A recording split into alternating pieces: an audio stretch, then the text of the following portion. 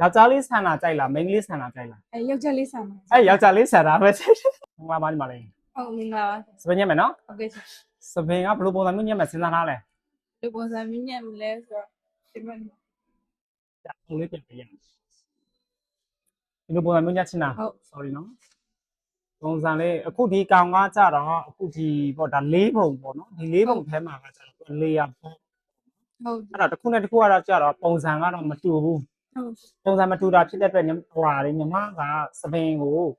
စတက်လေးနည်းနည်းများတာကိုကိုကြိုက်လားနည်းနည်းလေးလုံးတဲ့ပုံစံမျိုးကြိုက်လား